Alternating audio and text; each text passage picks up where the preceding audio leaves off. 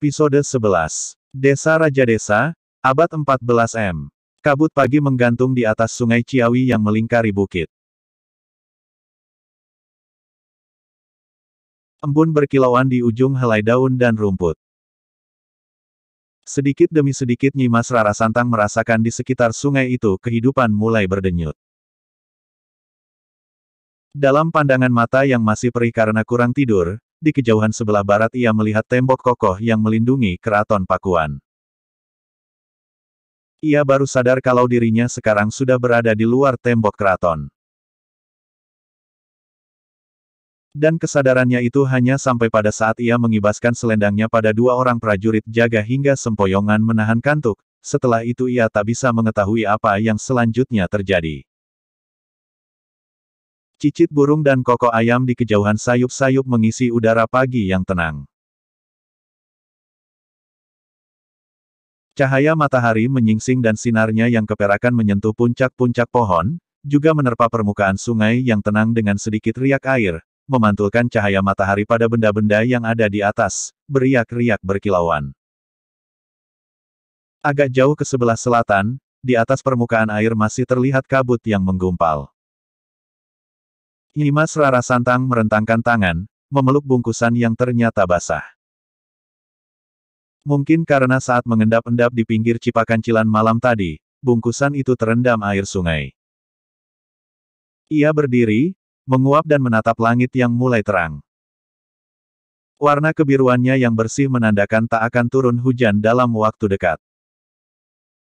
Sayup-sayup suara gong dari kejauhan mengalahkan cicit burung. Nyimas Rarasantang seperti disadarkan dari tidurnya. Ia ingat sekarang bahwa dari jumlah pukulan dan cara memukul gong, itu artinya tanda bahaya. Iya, peringatan bahwa Keraton Pakuan dalam keadaan bahaya. Dirinyakah yang jadi sebab keadaan Keraton Pakuan dalam bahaya? Teringat akan hal itu, ia cepat berkemas dan berlari pontang-panting ke arah timur tanpa tahu kemana dan di mana ia akan berhenti. Raja Desa, Abad 14 M. Prabu Anom Walangsungsang menjejak kaki di desa itu dalam perjalanannya hampir bertemu dua purnama. Dari penduduk yang ia temui, ia berada di desa Raja Desa sekarang ini. Matahari hampir tenggelam di cakrawala saat ia duduk sendiri di sebuah saung petani. Belum sedikit pun makanan masuk ke dalam perutnya hari ini, tapi tak terasa lapar juga haus. Ia hanya bersyukur pada Yang Maha Kuasa, akan setiap perubahan dan pengalaman yang telah didapat selama ini. Saat itulah ia teringat kembali pada mimpinya, harus berjalan ke arah timur menuju Amparan Jati. Ia yakin bahwa daerah yang baru saja dijejak ini juga ada di bagian timur. Ia bisa melihat dengan jelas bagaimana matahari yang tenggelam di cakrawala sebelah barat sana, yang selalu ada di belakangnya. Sekalipun belum bisa bertemu dengan guru yang akan membimbingnya berkenalan dengan ajaran dari Kanjeng Muhammad, tapi Prabu Anom Walangsungsang tak sedikit pun berkecil hati atau melemah semangatnya. Ia yakin dalam setiap perjalanan yang dilewati, dalam setiap kejadian yang berlangsung, telah banyak hikmah. Hanya saja ia belum bisa merangkai butiran-butiran hikmah yang berceceran itu menjadi satu teladan untuk dijadikan pegangan hidup, yang bisa menyelamatkan dirinya juga orang lain. Seperti yang selama ini diajarkan ibunya, tentang kesenangan dan kesengsaraan hidup ditentukan oleh amal perbuatan selama hidup di dunia.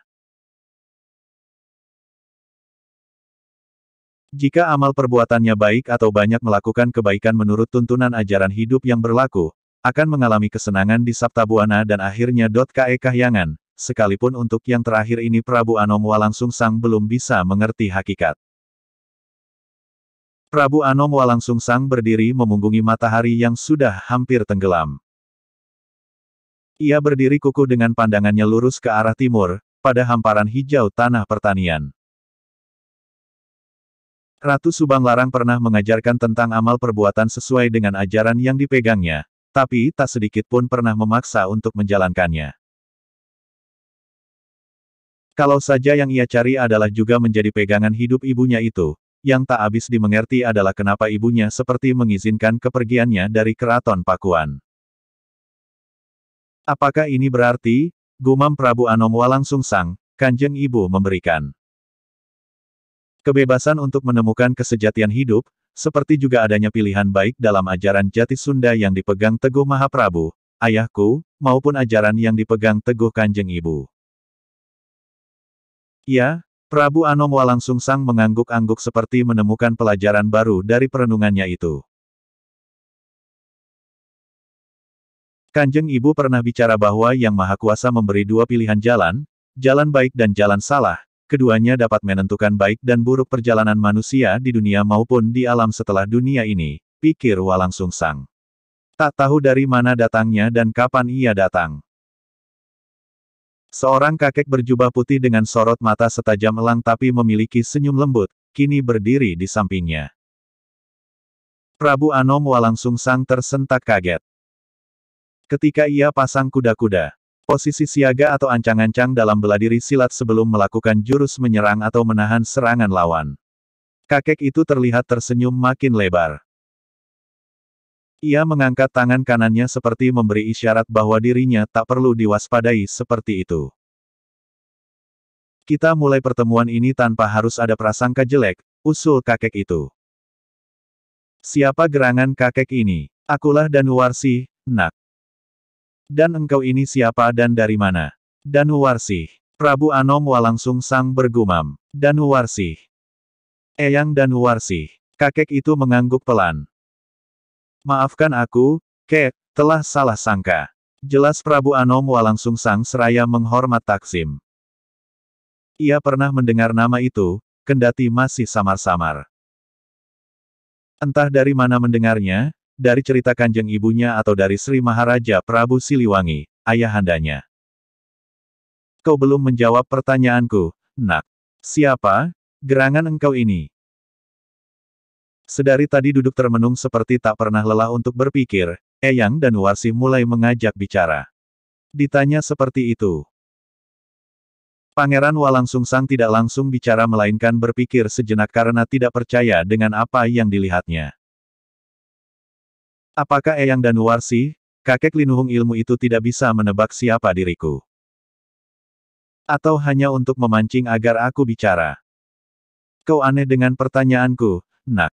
Tidak, Kek. Prabu Anom Walangsungsang tergagap. Aku Walangsungsang, Kek, dari Pakuan asalku. Oh, sudah kuduga. Seorang pria tampan terah Pajajaran. Apa gerangan yang mendorong anak ini pergi jauh dari istana, keluar masuk hutan tanpa disertai para prajurit kerajaan? Aku yakin, kakek sendiri sebenarnya sudah tahu.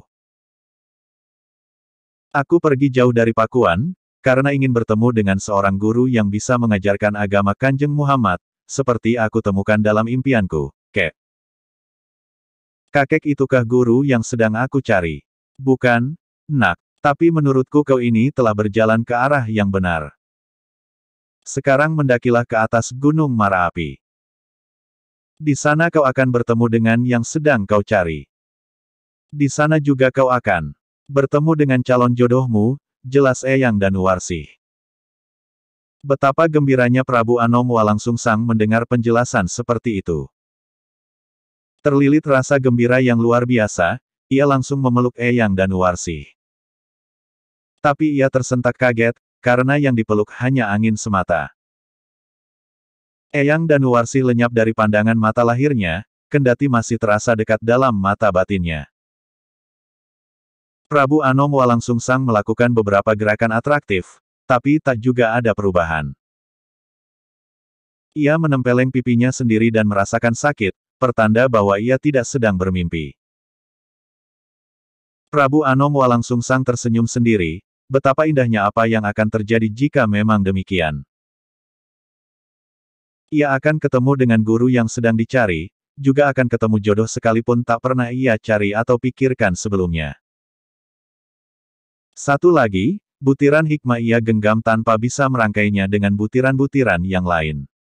Asteris. Tar, lecutan itu mengenai punggung seorang prajurit yang tadi malam baru selesai berjaga. Lecutan beracun itu memercikan api ke udara pagi. Ia tak menjerit, tidak juga mengadu selain tubuhnya menegang dan darah segar menetes dari bekas luka yang menghitam seperti terbakar. Sri Maharaja Prabu Siliwangi bersipongang lalu memutar tubuhnya meninggalkan tempat terjadinya penyiksaan pada seorang prajurit yang dinilai lalai itu, wajahnya merah padam menahan amarah. Geliginya terlihat ditekan kuat-kuat sehingga sesekali terdengar bunyi gemelutuk. Mata elangnya itu kini merah menyala-nyala. Tak ada seorang pun yang berani menenangkannya, tidak juga